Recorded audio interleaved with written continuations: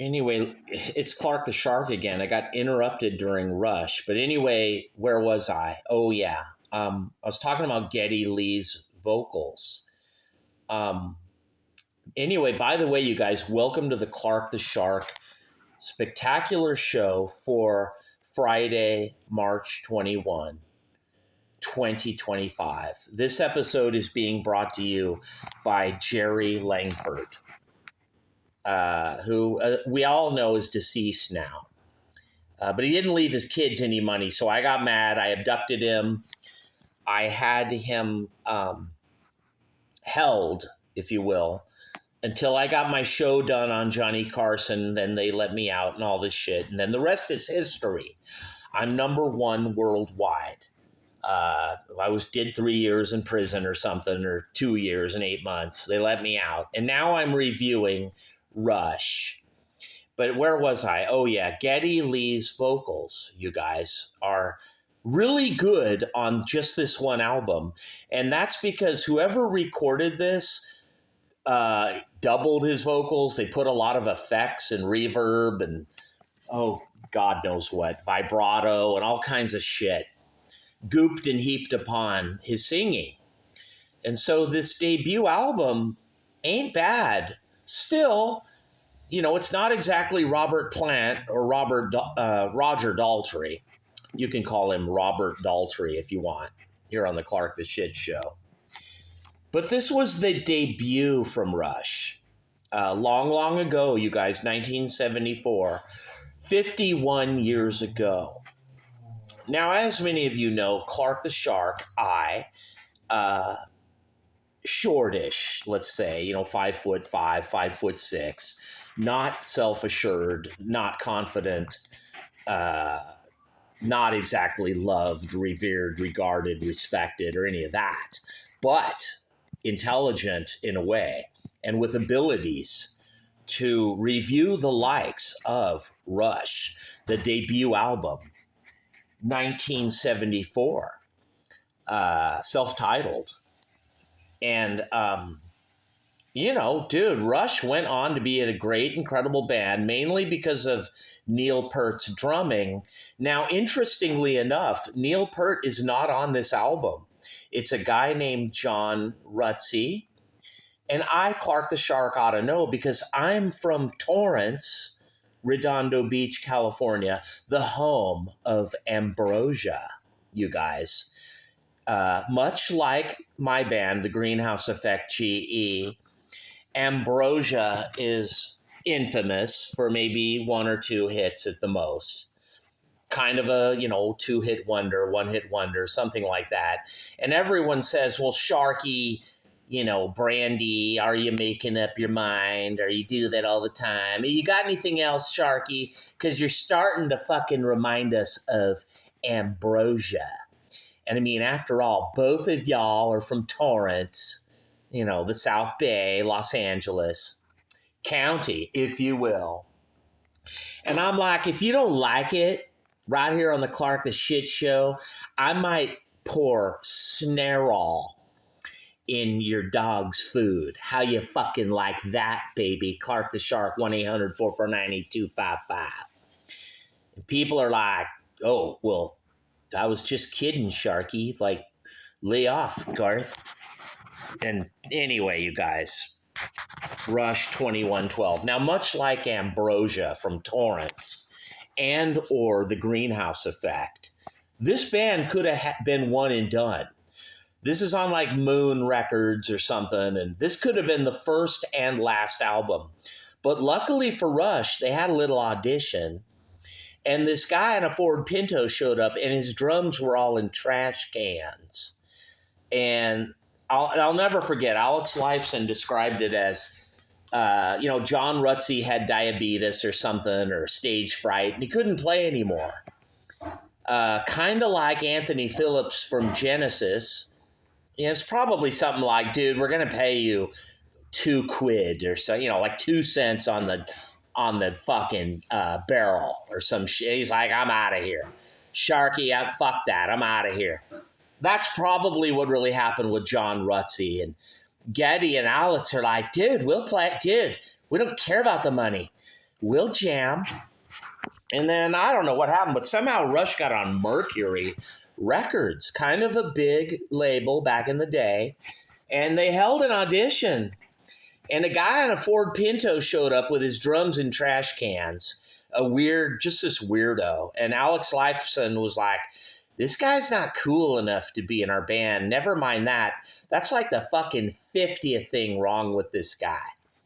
But Geddy was like, dude, Alex, this guy can shred drums. And Alex is like, I don't care. He's weird. His drums are in trash cans in a Ford Pinto. You guys, number one, Ford Pintos are dangerous. They blow up. Remember all that back in the 70s, the gas tank.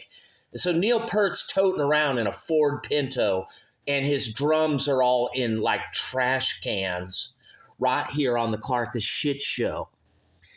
And long story short, Alex Lifeson was like, absolutely not. We are not drumming with this guy. We'd rather go down to a hardware store, maybe Home Depot or Lowe's, and buy some Snare-all and give it to this fucking guy rather than have him drum with us. And Geddy's like, dude, the guy plays triplets and shit. Somehow, I don't know how, but Alex Lifeson was talked into jamming with Neil Peart, you guys, and the rest is fucking history. Not only was the guy a great drummer, but he could write a thing or two, like lyrics. And before you knew it, they were doing like Aphrodite, like, fuck, dude, 2112, A Farewell to Kings, all that shit. I'm not just talking about Caress of Steel. They went into the one album with the guy walking nude on his brain, his own brain. That was actually me, Clark the Shark, well hung, well endowed. They called me, you guys, I was only 13. It was 1978, 79, and said, Clark the Shark, you should be on the cover of Rush Hemispheres, because we couldn't find anyone that well endowed for 5'6", you guys. And I am married to a black lady, and then when I take L-arginine, fucking thing is like 8 inches, dude. I don't know why you guys out there think people 5'6" and, dude, or black guys think, 5'6". Dude, you guys are wrong. Right here on the Clark the Shit Show. I'm from the South Bay, Torrance, Redondo Beach, Hermosa Beach, Palos Verdes, after all, the home of Ambrosia. It's how much I feel for the Sharky. Me, Clark the Shark, the Greenhouse Effect, and Ambrosia. And when you go to Torrance City Hall, they've got a plaque, and it says, here, the home of Ambrosia, and in like little parentheses in the fine print, it's like, by the way, the Greenhouse Effect, Misogynistia, she's a bitch. And then you live the White Black Thing song, Brandy, are you making up your mind? They do that all the time. And if you don't like it, we'll get the New Jersey Mafia. You know how you call lenders, you want money, and they always go back to like New Jersey, right here on the Clark the Shit Show. All my loans I've ever done have come out of like Newark or, what are those cities? Metuchen, or I don't know, dude, but like, who knows? I could say Clark the Shark reviewing Rush, the debut album, brought to you by the Moth, baby. So don't be, I'm connected, you guys, so don't think anything bad. Don't do anything bad, of course. Don't be like those kids right now blowing up Teslas because they hate Elon Musk. Don't do that to my Nissan right here on the Clark the Shit Show, because I am connected, and I might have like the mafia pour Snare-all in like your fucking Gatorade or some shit. Get a load of Snare-all, you guys. Who invented that shit? It is the most insidious, what is it made of, like cyanide or some shit? I remember my mom back in the 70s putting down Snare-all in the garden at 251 Paseo de Gracia, Torrance, the home of Ambrosia. And I'd be like, Mom, Joanne, why are you putting down Snarl in the garden? And she'd be like, because the pesky slugs and snails. And I'm just like, that's great, God. We make a chemical to kill poor little, snails and slugs. They don't even hurt anything, or I don't even know what snails do. I guess they eat your plants and shit, or slugs and snails, but I always thought they're just benign. They're at the side of your house on the wall, right here on the Clark the Shit Show. Dude, or you can call me Shark Pumpkin. I don't fucking care. I need my coffee to kick in because I'm reviewing Rush, the debut album brought to you by Jerry Langford. Now, I want to go into Jerry Langford, you guys. This guy, the reason I had him abducted and taped up, and I had Sandra Bernhardt stick a gun in his face and all that, and he was like, honey, untie me. We're like, no.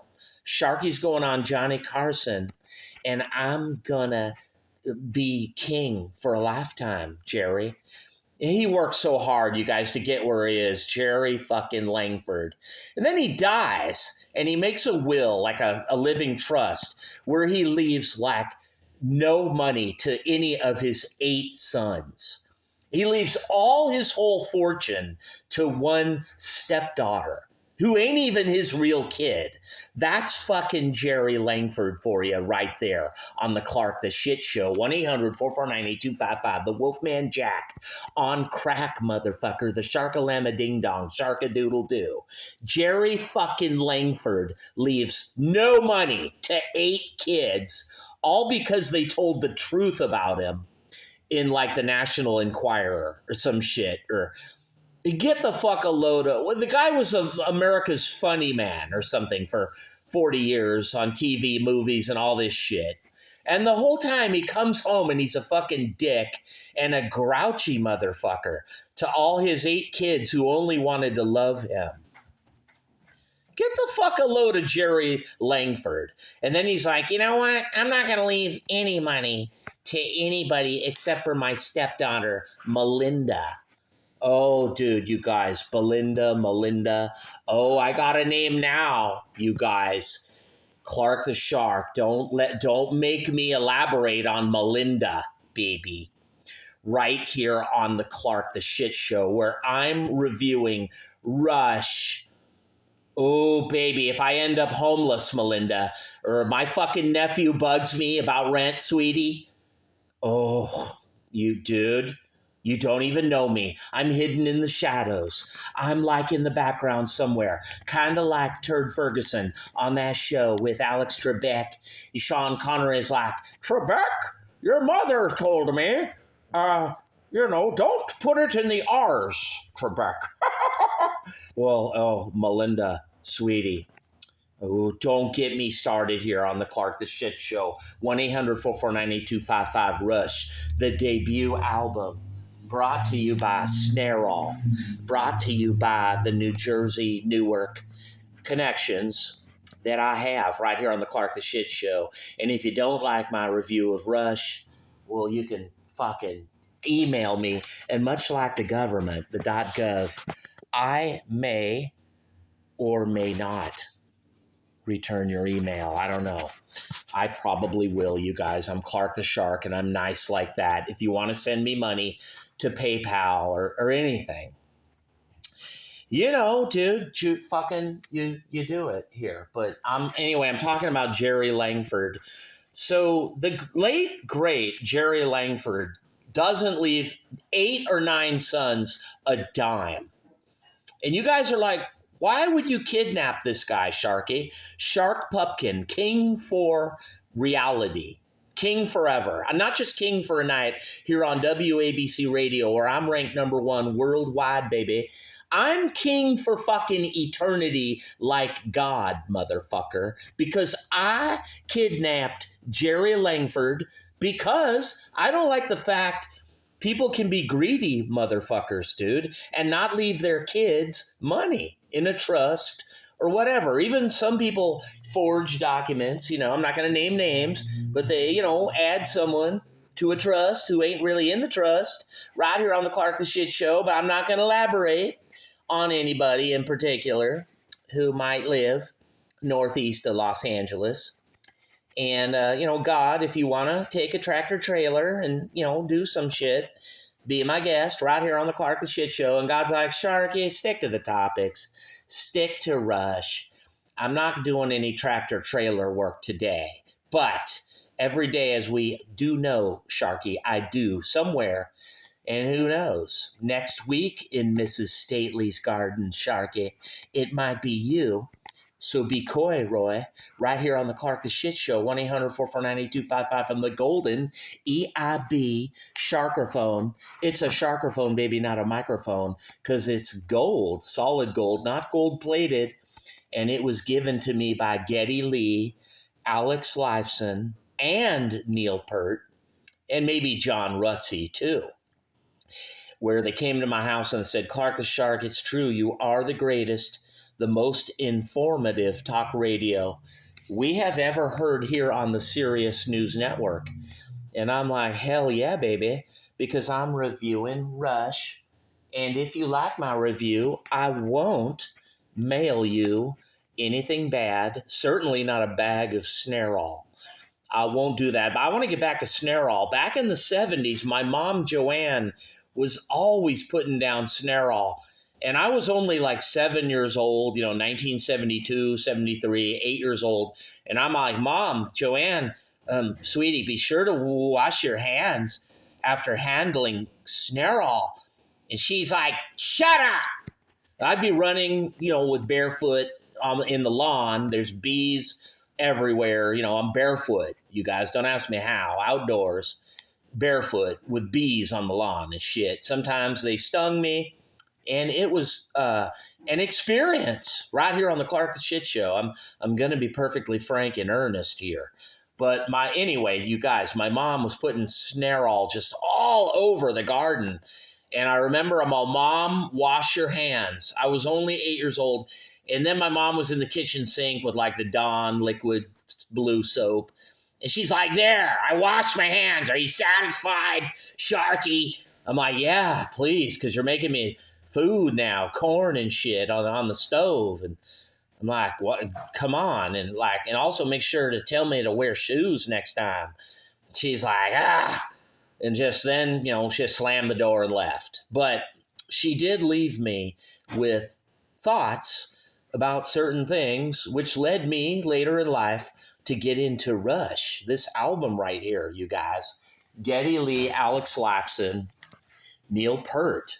Not on this album, though. This is John Rutsey. Now, let's review here, a little revision. They auditioned when John Rutsey had to leave, and they brought in, you guys, this guy who, was a weirdo or something. He had his drums in a Ford Pinto. I'm not kidding.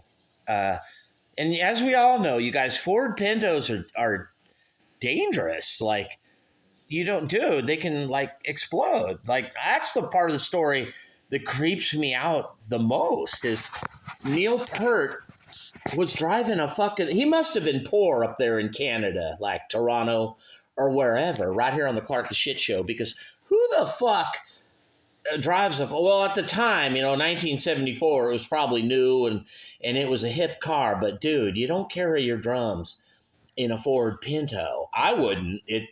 The minute I found out those Ford Pintos explode, dude, I fucking ain't driving them right here on the Clark the Shit Show, but I wouldn't carry my drums in them. No way. Finding My Way, side one. Now, come on, you guys. It's the early days. John Rutsey on drums. They were probably lucky to get this recording. They probably won a contest, kind of like Silverchair over in Australia, that type of shit. And they put out an album that's kind of generic or something and lame. But to me, Clark the Shark, I love it. Because, anything by Rush, I like. I'm weird like that. But Finding My Way, side one, track one, I like this song, you guys. It's good shit. It will.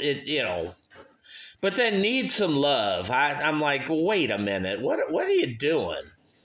And Take a Friend. None of these songs are lit up on Wikipedia in blue, and they're not lit up for a reason, you guys. Even Wikipedia is like, Rush. It's kind of interesting and all, but come on, you could do a better debut than this. And I'm like, you guys, here again. I like it, come on, you guys. Don't email me and say you hate me. I should have been raving about it, but what you're doing, come on, it's not the Beatles version. It's not a cover, and if it was or is, it wasn't worthy written up in blue on Wikipedia. Now, In the Mood is a song we all know Rush, unfortunately, plays live a lot. It's like an encore. And everyone, not everyone in the crowd, but 20,000 people, maybe about 5,000 of them hear the first opening bars of In the Mood.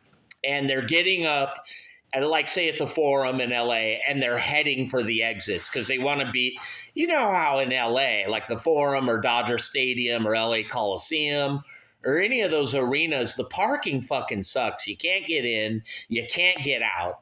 So the minute we hear In the Mood, a lot of people are fucking rushing and heading, baby, to the exits. Some people are staying and rocking out. Me, Clark the Shark, I will stay at the Forum in my yellow seat. It's a nostalgic place. The Lakers, the LA Kings, back in the day, and In the Mood, baby. It just puts me in the mood. And then, of course, the whole song's done. The show's over. And then I'm stuck at the Forum in 45 minutes to 3 hours of traffic. You remember that, you guys, Irvine Meadows or maybe Cricket, San Diego or wherever, dude. You're just stuck in fucking traffic. Oh, let me tell you, the worst one for traffic has to be the Del Mar Fair. That county complex on Via de la Valle. Yeah, dude, you don't want to get fucking stuck in traffic at that fucking place right here on the Clark the Shit Show. But yeah, dude, In the Mood. I mean, Rush thinks it's hearkening back to the glory or something, but it's not, you guys. And then track 3, Before and After, is like a mini little, you're getting a little snippet of what is to come later. It's a little tiny micro rock opera, microcosm, you guys, of future Rush to come. It's only one bit's 217 and then 316, like John 316 or something, you guys. It's really ironic.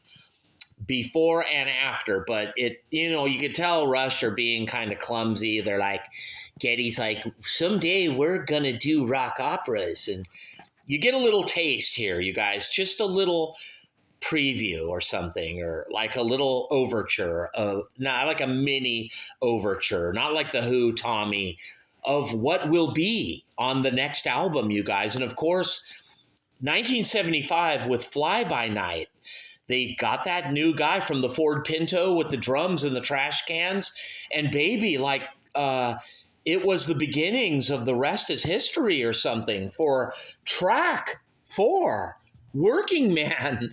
You're like, whoa, dude, this is like Black Sabbath, Led Zeppelin, The Who, live at Leeds and shit. Awesome. On the Clark the Shit Show, a little Jethro Tull maybe. Incredible, you guys. Working Man. It puts it all together into one song.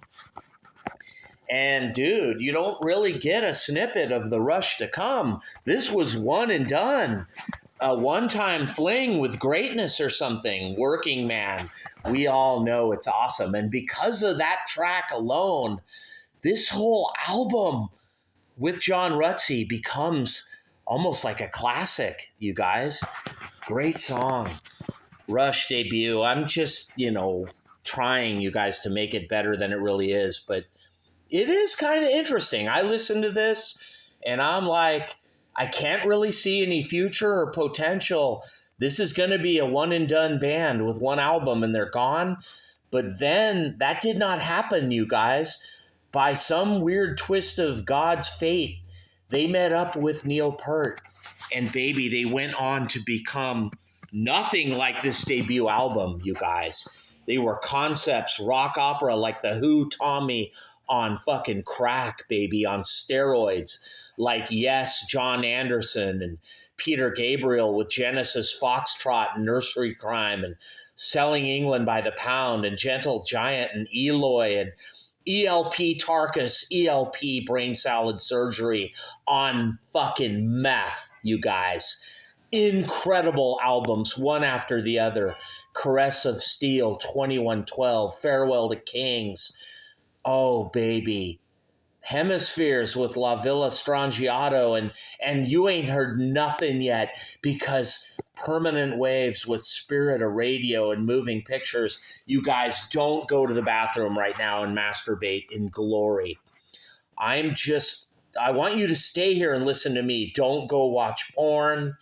Don't go watch Pornhub. I don't care if you're 60 and it's not working like, it used to. You're laying in bed and your wife is actually naked, you guys. You're good to go. And this new thing's happening when you're 61. You're like, all right, honey. She's like, let's do this. And you're like, all right, honey, let's do this. You're like, wait a minute, hold on here. And you're like, well, honey, something going on here. I listened to Rush earlier and like something happened. And I don't know what's wrong. And like, I'll be right back. I got to take my iPhone or Android into the bathroom.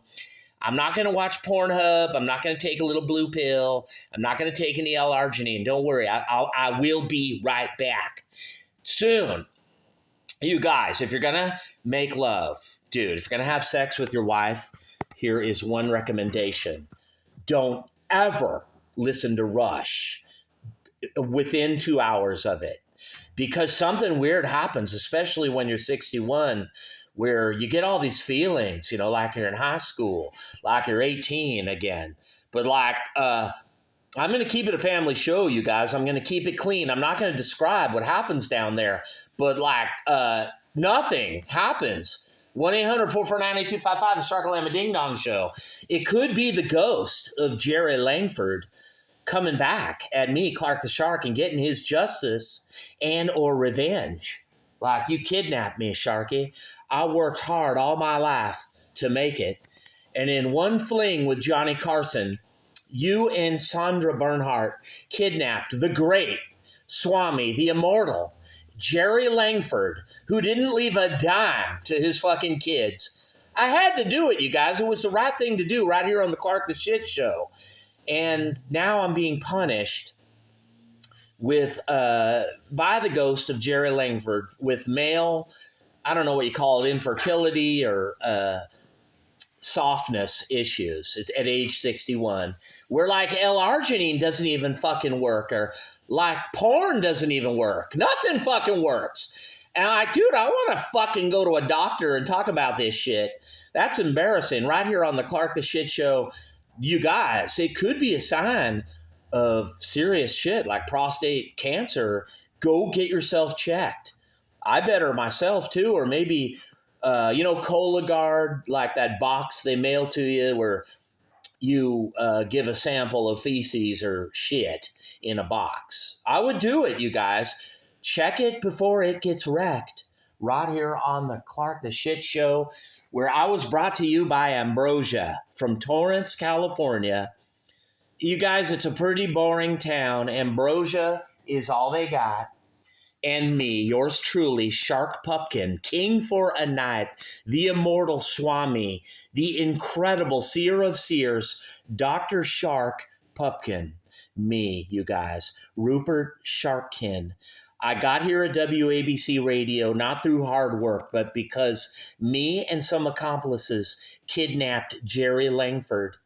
We had to do it, you guys. I was bitter at the fact that Jerry wouldn't leave any money to his kids. Sort of like Mick Jagger, as we know from the Rolling Blunders.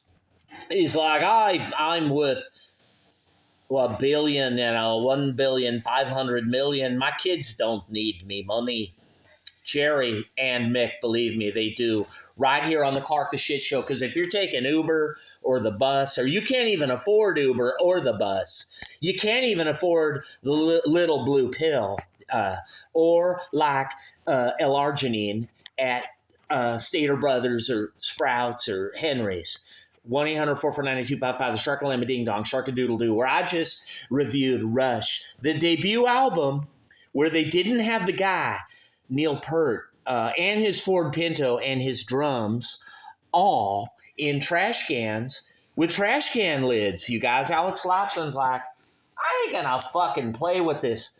Who is this fucking weirdo? That's what they said about me many times, Clark the Shark.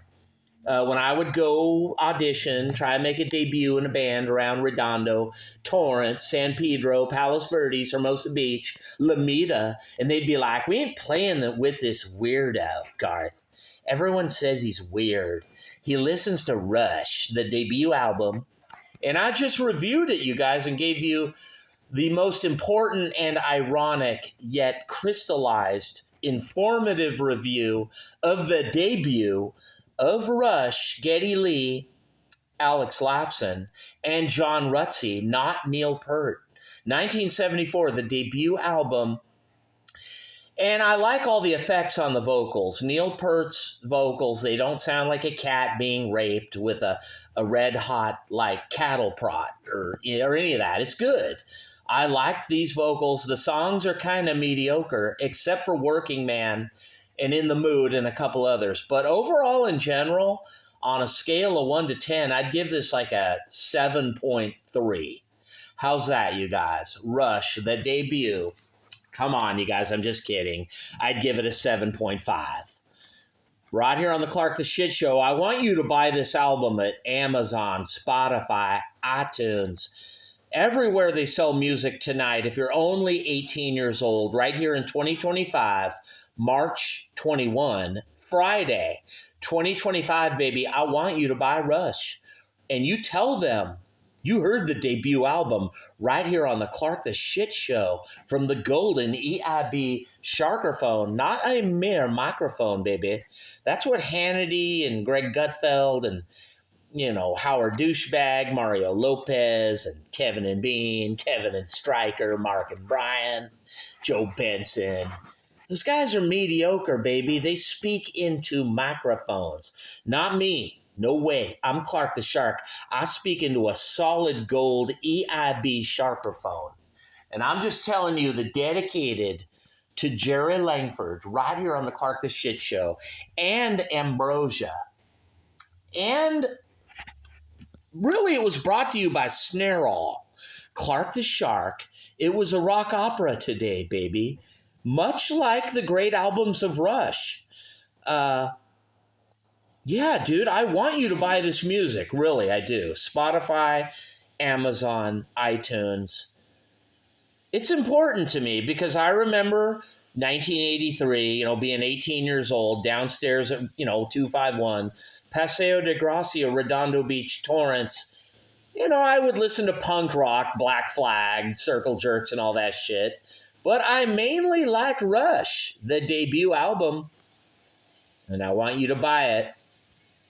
And you tell them you heard it from Sharkalama Ding Dong, Sharkadoodle-Doo, the mighty Swami, Clark the Shark. From WABC Radio, baby. And I'm out of here. Peace.